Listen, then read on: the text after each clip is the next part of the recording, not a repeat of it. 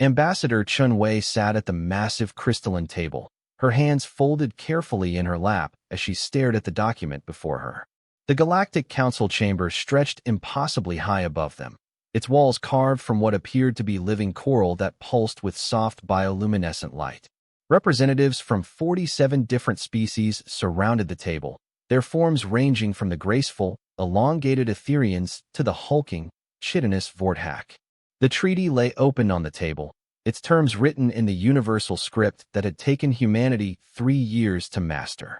Chen had read it 17 times now, each reading making her stomach clench tighter. The document was elegant in its simplicity and devastating in its implications. "The terms are quite reasonable, Ambassador," spoke Counselor ZYX. 9, the Etherian representative whose voice carried like wine through crystal chimes.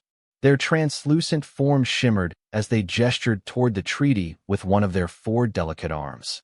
"Your species has proven remarkably effective in military matters, perhaps too effective for the peace of the galaxy." Chen's jaw tightened almost imperceptibly. Effective was one way to put it. When humanity had first encountered the Galactic Council 5 years ago, it had been through the barrel of Krillian warships attempting to strip mine the asteroid belt. The subsequent Battle of Titan had shocked the galaxy. Human military doctrine, refined through millennia of warfare against their own species, had proven devastatingly effective against alien forces who had grown complacent after centuries of ritualized combat.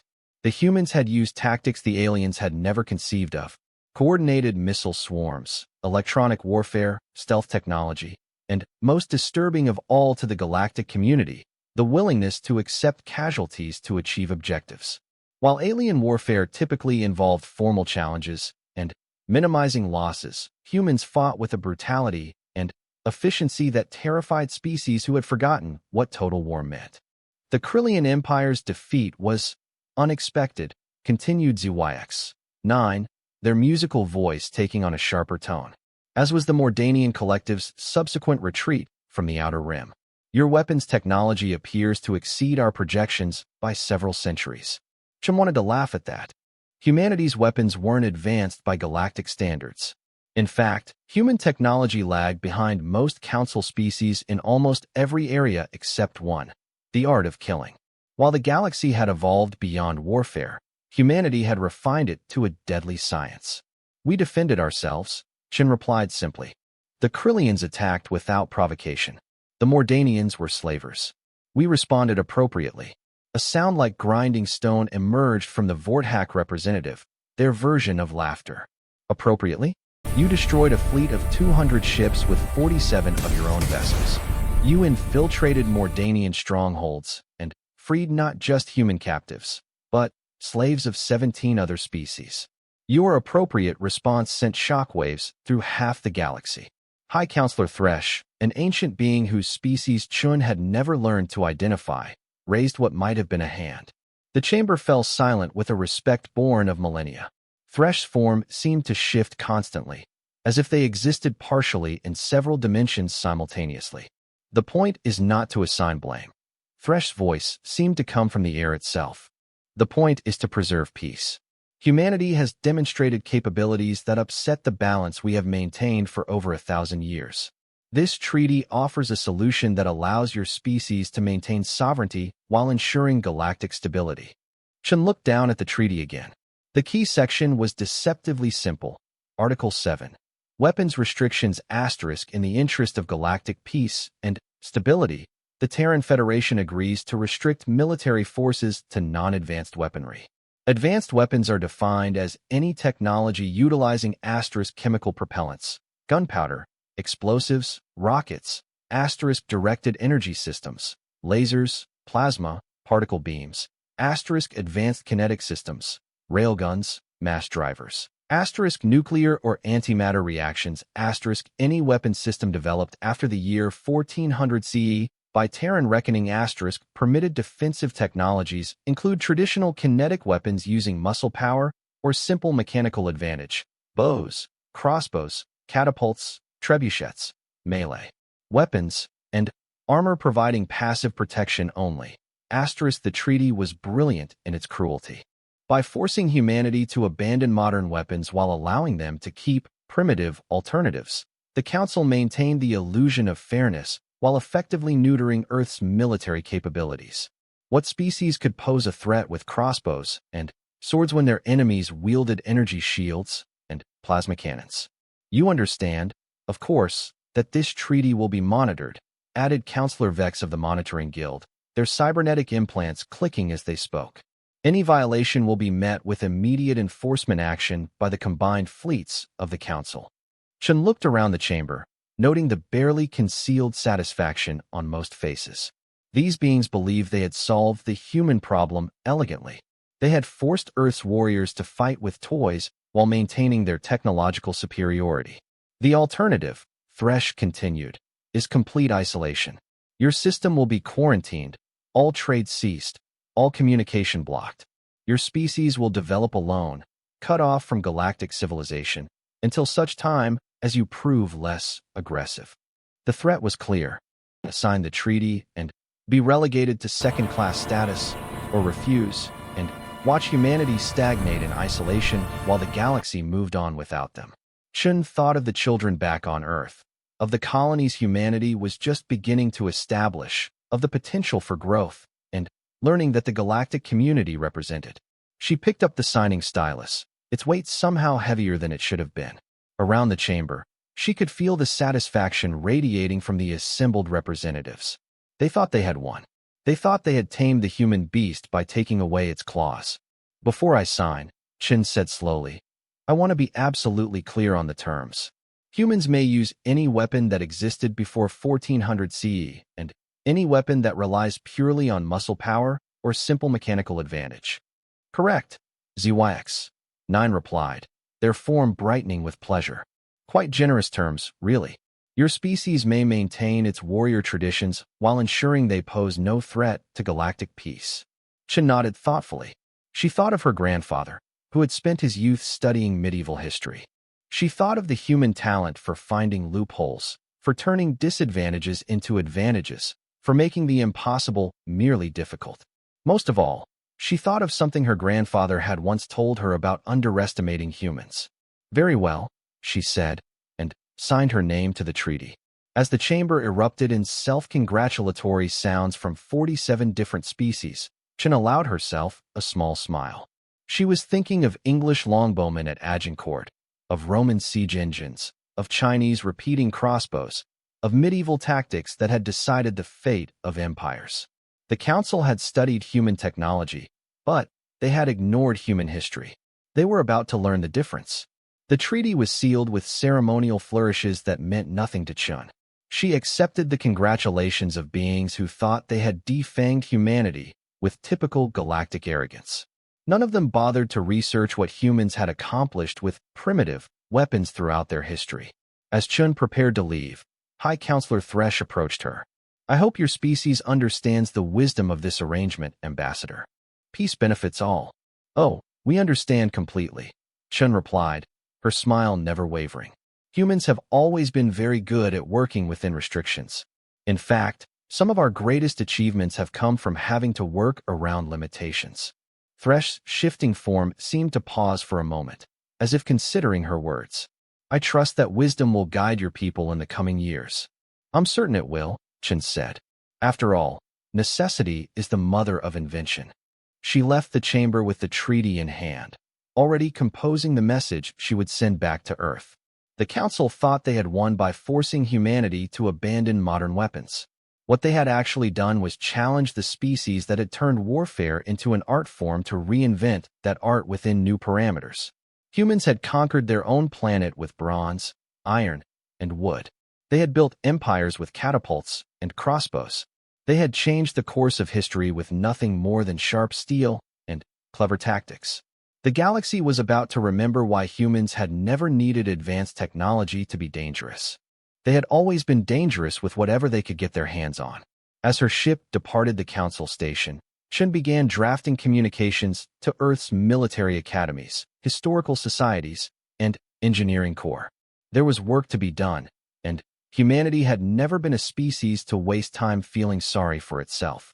The treaty had given them restrictions. Now they would show the galaxy what humans could do with restrictions. It was going to be educational for everyone involved. General Sarah Martinez stood before the largest gathering of military historians, weapons experts, and tactical analysts Earth had ever assembled. The auditorium at the Global Defense Institute hummed with barely contained energy as over 3,000 of humanity's finest minds focused on solving what the press had dubbed the crossbow problem. 6 months had passed since Ambassador Chun had signed the treaty, and the galactic community had been watching Earth's response with amused interest. Several council species had publicly wondered how humanity would adapt to their new limitations. Most expected humans to gradually abandon their martial culture, becoming another peaceful member species content with trade and diplomacy. They had completely misunderstood human nature. "Ladies and gentlemen," Martinez began, her voice carrying easily through the auditorium's acoustic design, "we have been given the opportunity of a lifetime. The galaxy expects us to become harmless. Instead, we're going to become something they've never encountered before." The massive screen behind her lit up with a timeline spanning from 3000 BCE to 1400 CE. Weapons, siege engines, tactical formations, and battle maps filled the display in a dizzying array of human ingenuity. "Dr. Patel, would you begin with your metallurgy findings?" Dr. Rajesh Patel stood, his excitement barely contained. As Earth's leading expert on historical metallurgy, he had spent the last 6 months in a state of pure academic bliss. "General, what we've discovered is extraordinary. Medieval smiths were operating under massive constraints, using inferior materials and primitive techniques. We have none of those limitations." The screen shifted to show molecular diagrams of steel compositions. "Using modern metallurgical knowledge, we can create crossbow bolts with tungsten carbide tips, spring steel prods that would make a medieval engineer weep with joy, and arrow shafts that are perfectly balanced to the microgram. We can build a crossbow that shoots with the force of a medieval siege engine while being light enough for infantry use." Murmurs of approval rippled through the audience. Dr. Chen Wei-Lin, no relation to the ambassador, stood next. Her specialty was engineering, and she had been tasked with reimagining siege engines. "The treaty allows for catapults, trebuchets, and similar siege engines," she said, activating her presentation. "What it doesn't account for is precision engineering and modern materials. We can build trebuchets with titanium frames, carbon fiber slings, and computer-calculated counterweights. The accuracy and range will exceed anything the medieval world could have imagined." The screen showed a sleek, modern interpretation of a trebuchet that looked more like a sculpture than a siege engine.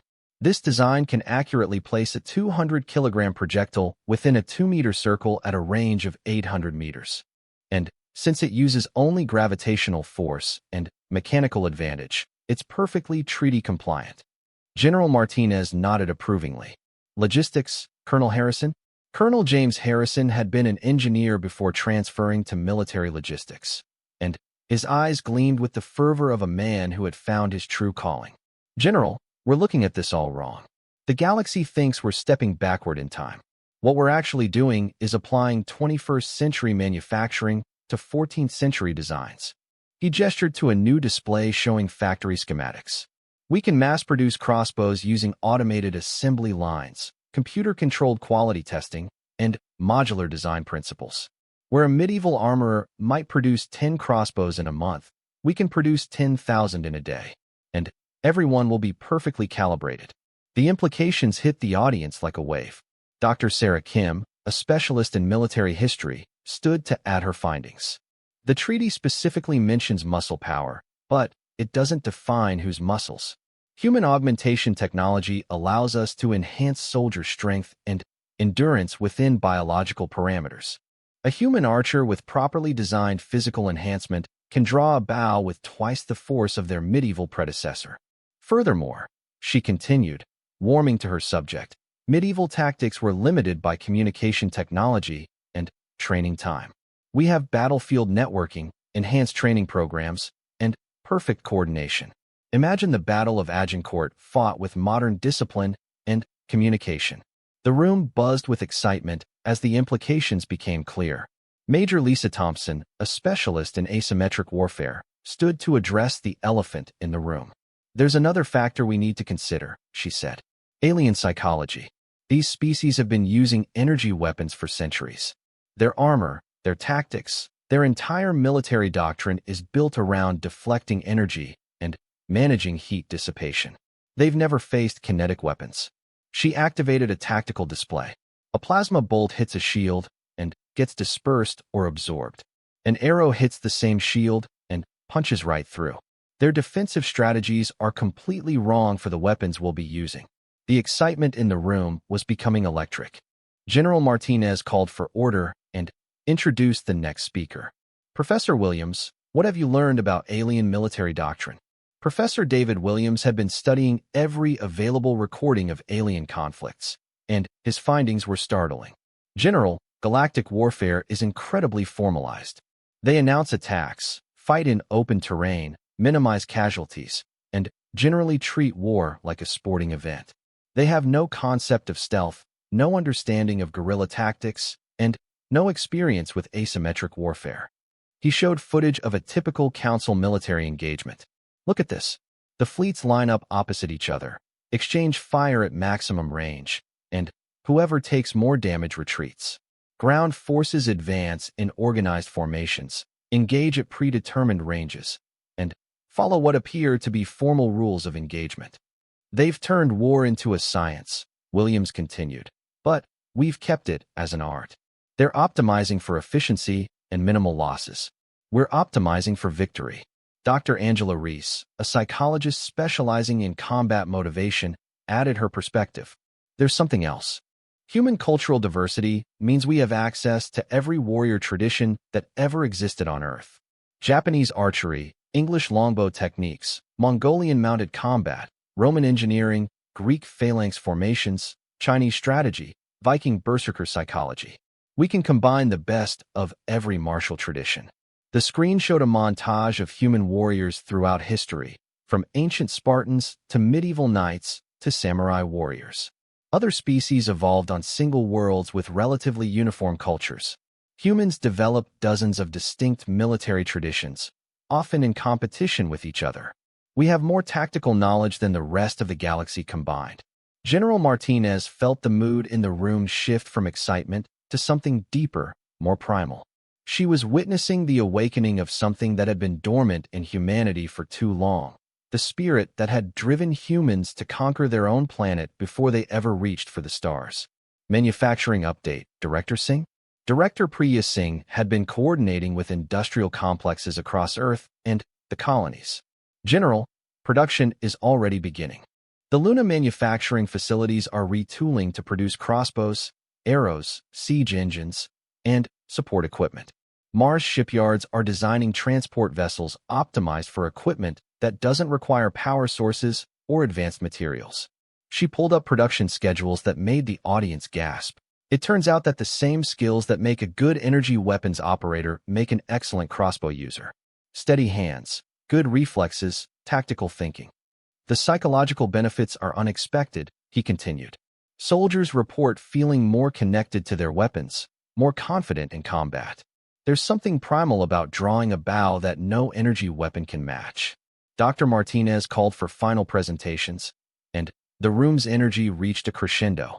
Logistics and supply chains are simplified, Colonel Harrison reported. Aero production requires iron, wood, and feathers. No rare elements, no complex electronics, no specialized facilities.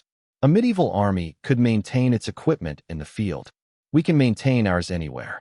Training is accelerated beyond medieval capabilities, Captain Lee added. Historical records show it took years to train a proper archer. With modern training methods, nutrition, and muscle conditioning, we can do it in months. Production scales are revolutionary, Director Singh concluded. We're talking about billions of arrows, millions of crossbows, thousands of siege engines. No medieval civilization could have imagined the scale we're achieving. General Martinez looked out at the assembled experts, seeing in their faces the same expression she had seen on the faces of engineers who had put humans on the moon, in the eyes of programmers who had created the first AI systems, in the hearts of explorers who had reached for the stars.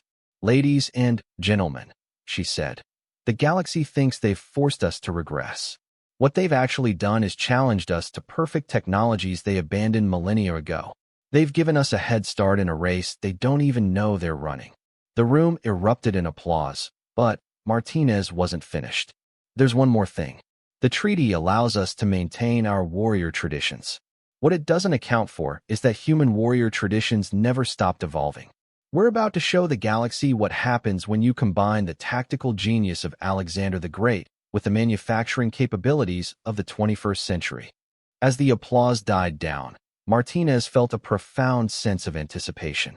The galaxy expected humanity to become harmless, to fade into peaceful irrelevance like so many species before them. Instead, they had awakened something that had been sleeping in human hearts since they had first learned to make fire and sharpen sticks. Humanity was going to war. Not the sanitized, formalized conflict the galaxy was used to, but the pure, primitive, devastating warfare that had built human civilization. The Council had made one critical error in their calculations. They had assumed that advanced technology made primitive technology obsolete. They were about to learn that in the hands of humans, nothing was ever truly obsolete. The attack on New Geneva came without warning, exactly as the Zephyrian Empire preferred. Their doctrine called for swift, overwhelming force that would break enemy morale before organized resistance could form. It had worked flawlessly against 17 other species over the past 2 centuries. Admiral Kethvar stood on the bridge of his flagship, watching his fleet emerge from hyperspace above the human colony world. 43 vessels, including 6 heavy cruisers and 2 battle carriers, against a frontier settlement that intelligence suggested had fewer than 50,000 inhabitants. The engagement should be concluded within hours. "Admiral," his tactical officer reported, "scans show minimal defensive installations. No energy weapons detected. No shield generators. No orbital platforms." Kethvar's throat sac inflated with satisfaction. The humans had clearly taken their treaty restrictions seriously. Or perhaps they had simply abandoned this world when they realized they couldn't defend it with primitive weapons. "Begin planetary bombardment," he ordered. "Standard intimidation pattern. Target infrastructure. Avoid major population centers initially. We want survivors to tell others what happens to those who resist the Empire." The first energy blast struck New Geneva's surface, vaporizing empty warehouses and communication towers. Kethvar expected to see emergency broadcasts begging for mercy, perhaps surrender signals from the planetary government. Instead, his sensors detected something impossible. "Admiral," the tactical officer's voice was confused. "I'm reading launch signatures from the surface. Hundreds of them." "Missiles?" Kethvar asked, though he knew it was impossible. The treaty forbade such weapons, and their sensors would have detected any energy signatures. "No, sir. No propulsion detected. They appear to be ballistic projectiles." Kethvar laughed, the sound like grinding metal. "Ballistic projectiles?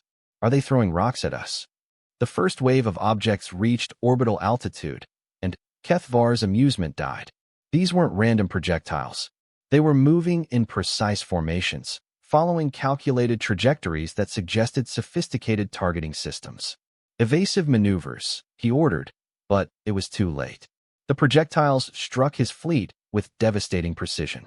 Each one was a massive stone sphere, launched by trebuchets hidden in the colony's forests. The stones shattered against energy shields, but that had never been their purpose. Each projectile carried a payload of smaller objects, thousands of steel crossbow bolts that scattered like deadly rain. The Zephyrian ships' shields had been designed to stop energy weapons. They dispersed heat, deflected plasma, and absorbed directed energy with impressive efficiency. What they couldn't do was stop solid matter traveling at high velocity. Crossbow bolts, manufactured with 21st century precision and launched by siege engines that would have impressed medieval engineers, punched through shield frequencies like they weren't there. The bolts struck hull plating, sensor arrays, weapon emplacements, and communication dishes. "Shields are ineffective," the tactical officer reported, his voice rising in panic. "The projectiles are passing right through." "Impossible," Kethvar snarled. "Nothing passes through military-grade shields." But the damage reports streaming in told a different story. The human projectiles were causing systematic destruction across his fleet. Not catastrophic damage that would destroy ships immediately, but precise strikes that disabled weapons, sensors, and navigation systems. They're targeting specific systems, his weapons officer reported. It's like they know exactly where our vulnerable points are. They did. Human intelligence had spent months analyzing captured Zephyrian technology, mapping every vulnerability in their ship designs. The crossbow bolts weren't random projectiles. They were precision-guided by computer-calculated trajectories, designed to exploit every weakness in alien engineering. Return fire, Kethvar ordered. Target the launch sites. Energy beams lanced down toward New Geneva's surface, but found only empty forest. The siege engines had been mounted on mobile platforms, hidden beneath canopies that dispersed energy weapon signatures. By the time the beams reached their targets, the trebuchets had already moved to new positions. "Sir," the communication officer called out, "we're receiving a transmission from the surface." "Put it through," Kethvar growled. The holographic display shimmered to life, showing a human in military uniform standing in what appeared to be a command center carved into living rock. Colonel Maria Santos looked completely calm despite the energy weapons striking the planet around her. "Admiral Kethvar," she said politely. "I am Colonel Santos, commanding officer of New Geneva's Defense Forces. I wanted to personally welcome you to our system." "Surrender immediately," Kethvar demanded, "and your people will be treated according to galactic conventions." Santos smiled, an expression that somehow made Kethvar's blood run cold. "I'm afraid that's not going to happen, Admiral. You see, you've made a significant tactical error." "Error?" Kethvar's throat sac inflated with indignation. "Your primitive weapons are nothing more than an annoyance." "Primitive?"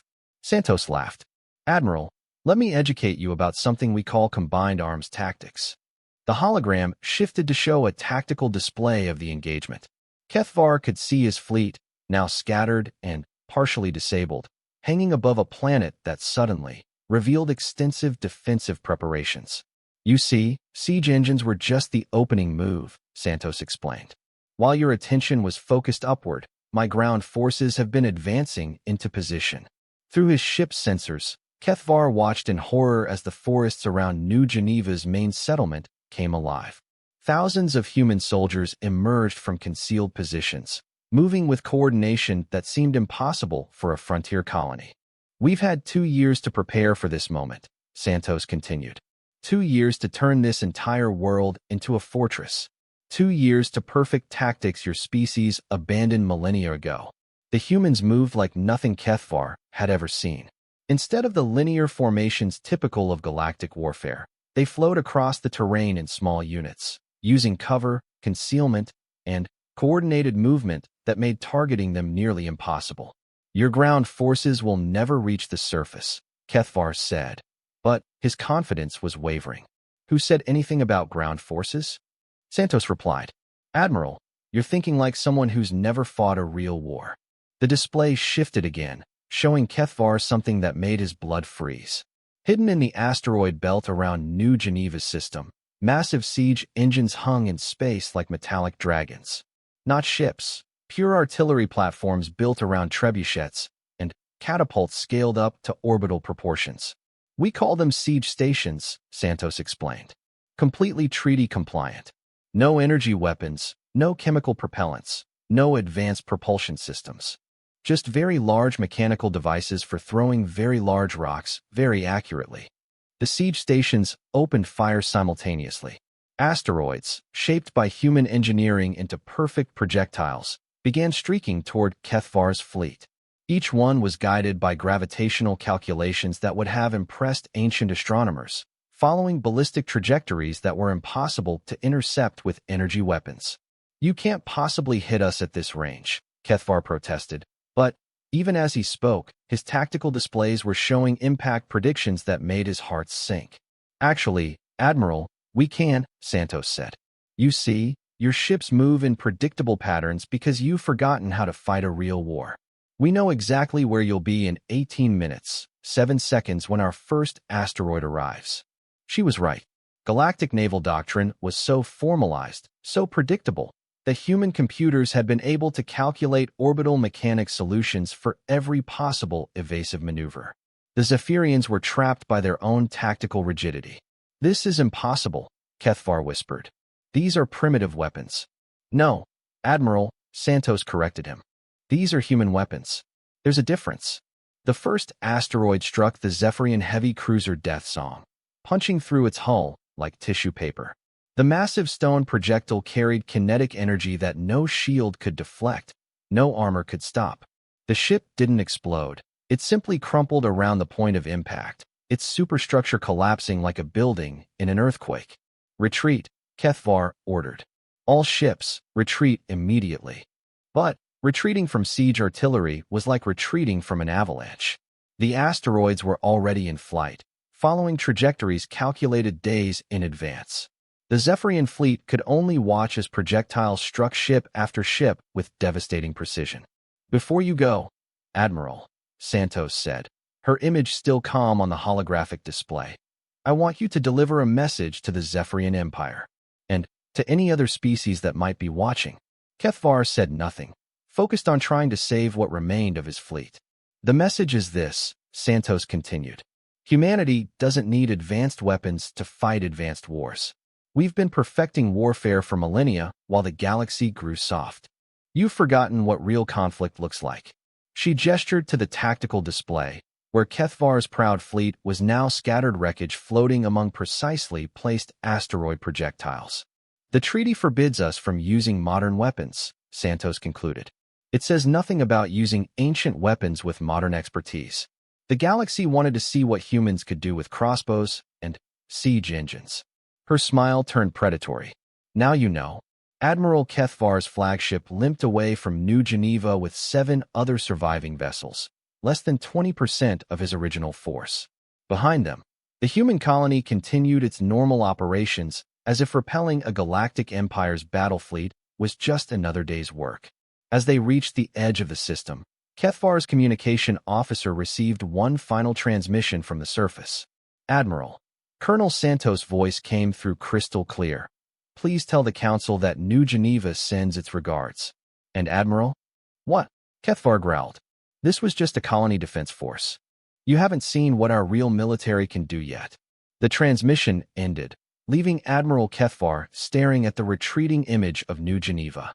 In the space of 3 hours, a human frontier colony had destroyed most of his fleet using weapons that predated galactic civilization.